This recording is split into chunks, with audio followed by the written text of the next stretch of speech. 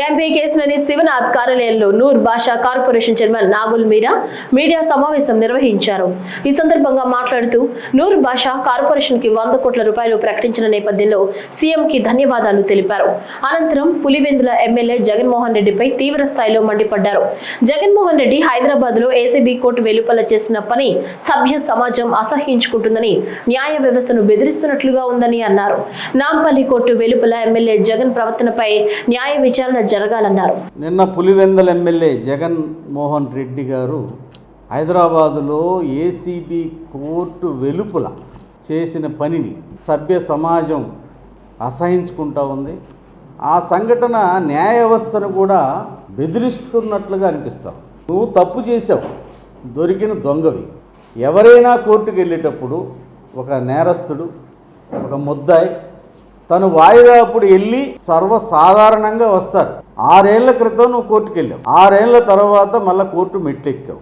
నీ మీద 11 సిబిఐ కేసులు, 9 ఈడీ కేసులు, 45,000 కోట్లు ఈడీ అటాచ్మెంట్. ఇది నీ చరిత్ర.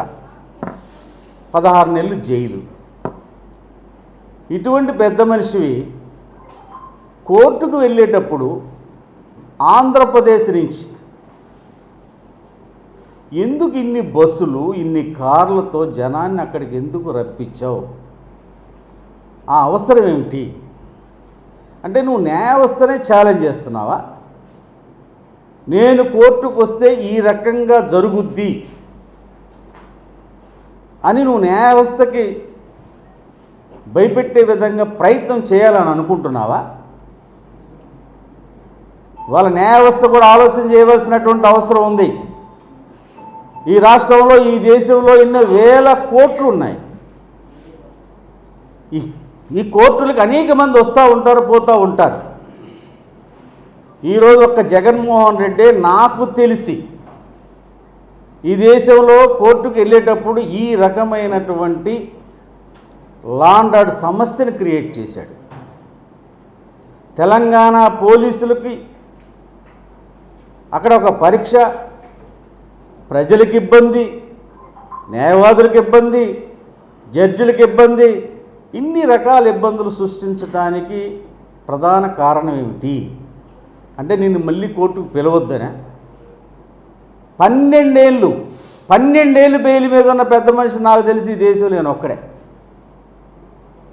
మనిషికి ఆత్మ ఉండాలి.